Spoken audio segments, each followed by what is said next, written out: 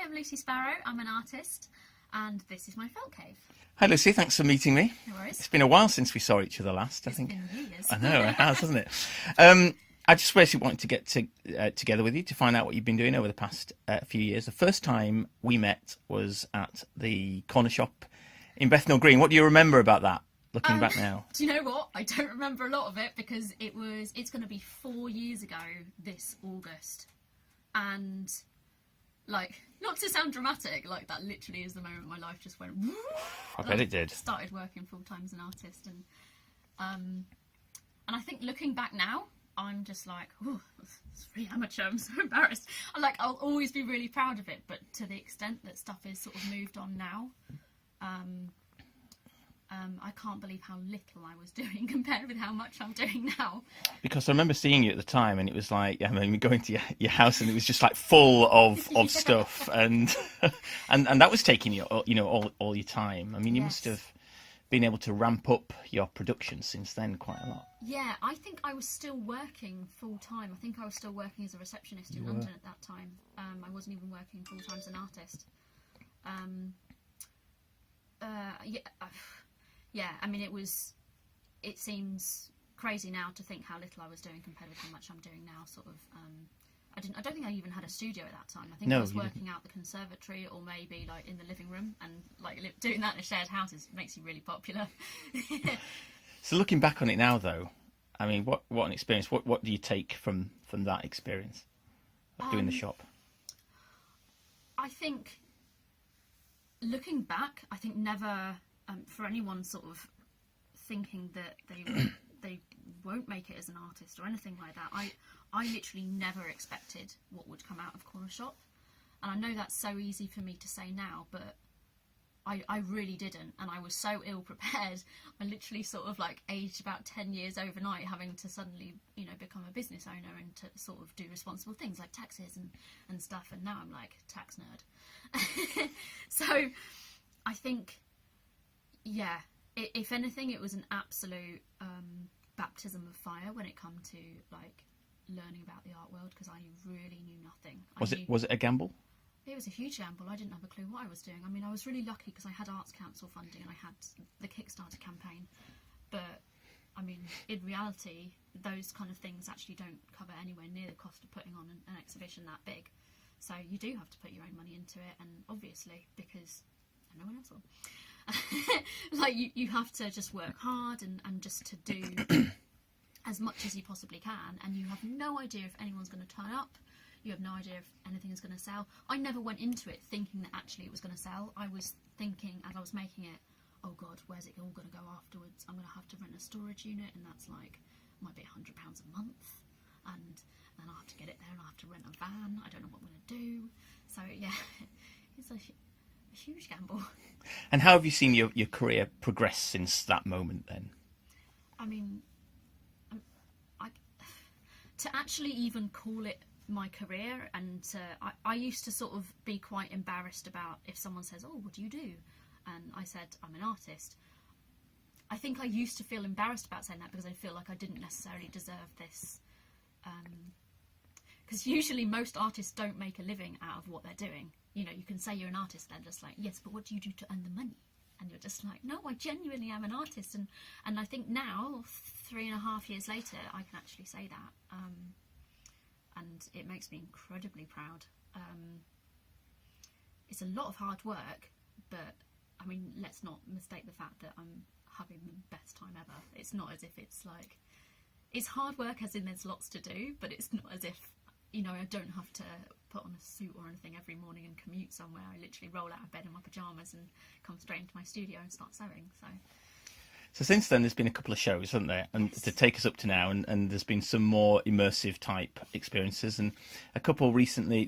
That just happened after the Cornershop? You did the Warmongery show, I think, in Shoreditch. Yes, yeah. And you did Madame Roxy's Erotic Emporium in Soho. Can you just tell me something about those two shows? So the Warmongery was it was a gun shop, and that was in Box Park, and I made it out so that it was, very rough and ready. It was sort of like all guns sort of into the walls. There was a camo net on the ceiling. There was sort of like air raid sirens going and stuff. It was It was. I think it was in response to doing such quite a cutesy exhibition first, and then because I am really interested in sort of like military history, and it was the exact opposite of Cornershop to go into that, and I was offered the space, and I was just like, right, I'm going to do a gun shop. And then obviously with the sex shop, I was sort of on the same track of what could be more different from like a lovely local corner shop is a sex shop in Soho. But I mean, that was crazy. We had a cinema downstairs, and with like a working porno made of like felt puppets and stuff, felt mags, like DVDs, like a peep show. It was crazy. And I think looking back now, I actually can't believe that I did it, because I sometimes look back at some of that work and I'm just like, oh, it's really risky. It is risky. I was looking back at it earlier. I know. And I think when I was making it, I became really desensitized, and since then I haven't done any of that, and I've literally just been making food stuff. And I think food is my favourite thing to make. You know, I look back and I'm like, oh god, people must have thought I was really nuts. Were people really surprised that you went from, I mean, the big one, which was the corner shop, to another big immersive experience like Madame Roxy's? Because it was completely full. There were 2 floors that you covered with felt in those. Were they surprised? I think people always think that the exhibitions take longer than they do because of the amount of stuff that's involved. But I'm a complete workaholic. Like for me to do something full time is to be doing like 16, 17-hour days, 7 days a week. Realistically, if you were doing it normal and actually having a social life and stuff at the same time, it would take a lot longer. So I think they were surprised that something like that can be turned around in such a short amount of time. But what sort of timescale are we talking about that you did that? I made the gun shop in about 3 months, and then I made the sex shop in about 4 months, and then wow. So, and I made corner shop in 8 months. So like relatively, I've just got really a lot more experience in what I'm doing and stuff. I think that's what's come down to it, and actually being organised. I've discovered lists and more lists. I can't stop making lists. I mean, like, they're around everywhere. And just here we've got numerous sort of pieces of work, haven't we? I mean, you know, there's a lot that goes into creating an immersive show like that, isn't there? Yes, I think what people don't necessarily realise is the amount of organisation that goes into it. This is like the fun. I mean, I quite like the organisation part anyway, but this is the stuff that is on the list. But the level of spreadsheets involved and just scheduling, I've got like a colour-coded schedule on Google Calendar that is just like, right, the soft drinks department needs to be finished on February 2nd. If it isn't finished on February 2nd, means that everything else is going to be thrown off, and then nothing will be done on time. So like, I think to that level, I think people don't necessarily realise that you have to be pretty ruthless and just you might not feel like doing it one day, but if you're one day off, because the timescale so. And this has been ruthless with your time in order to get everything ready for an opening, which is essentially like a shop opening, isn't it? Yes. It's like you have to have everything on that particular day. Yeah. Or it's not going to work.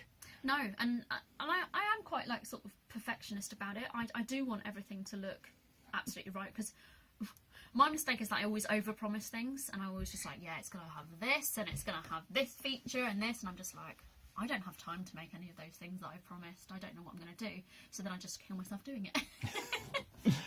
So after the sex shop, you went, one of the big things that I remember, you went to New York, and Yes. you had a big, I think it was the, what was it called, 8 Till Late that you Yes. did in New York. Can you tell me about that, how that came about? So I knew that right after I did the corner shop, I always wanted to go stateside and do a convenience store, like an American version of the corner shop.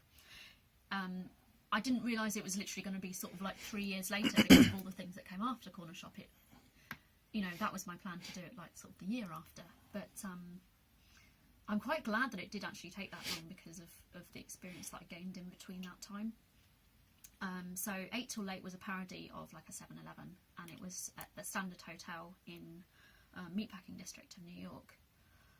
It had 9,000 items, and it was supposed to be like it was a bodega. It was sort of like a janky franchise, sort of slightly run down bodega / 7-Eleven called 8 till 8. And to create something like that, when you got like 9,000 items, how many things do you have to get through a day in terms of preparing for that? I mean, I'd start. My assistant would arrive at like 7:15. We do 7 till 4 every day. That includes the cutting out, all the sewing, and then at 4 o'clock, I'd start painting, because none of the painting actually happens in the work day. And then 4 till 11, I literally spend painting. Then I go to sleep, and then it happens again. And this is painting the frontages of all the foodstuffs. Like we've got the Pepsi can there, that's painted on the top there, and it's stitched beforehand. Yeah. So once this has been sewn, once the applique has been done, the details need to be done in paint. So it's only me who does the painting.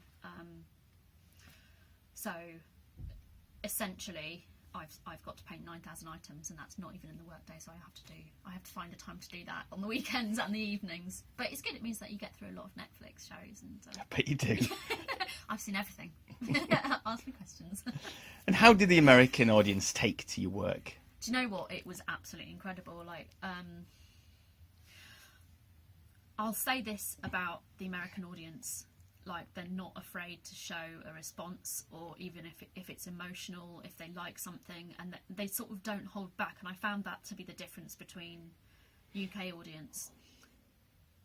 I think we're a lot more reserved, and I will go to a gallery and I'll absolutely love something, but I wouldn't necessarily have the guts to say, this is amazing, I love it, and it's the best thing I've ever seen, because I don't know, I don't think I could do that.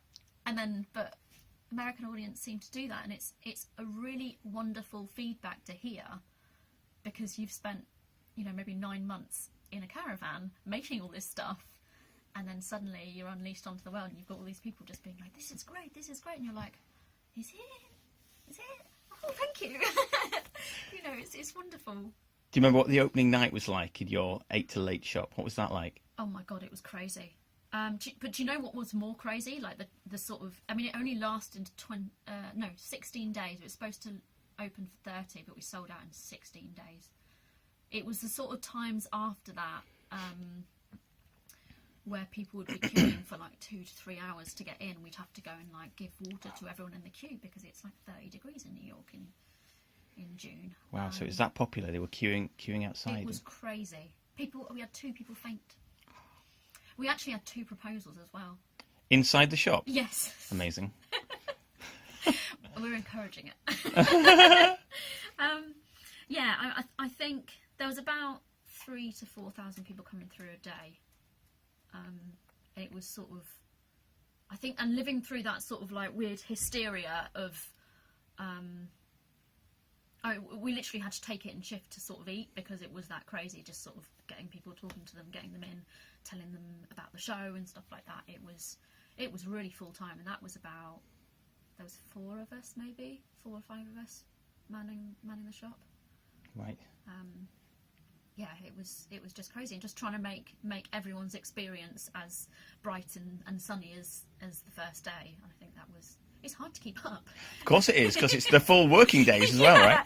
Oh no, we did 8 till 8, so 12 hours. Yeah, 12-hour days. We opened at 8 a.m. So we'd be in the net like mopping the floors. It must have reminded you of those days back in the corner shop doing that. Absolutely, yes, it did. It was but the difference was that the hotel was so great. They just like brought us food all the time, so I was doing like all those crazy hours and stuff, but just with the most amazing food and people, and just like, so it was like Cornershop luxury.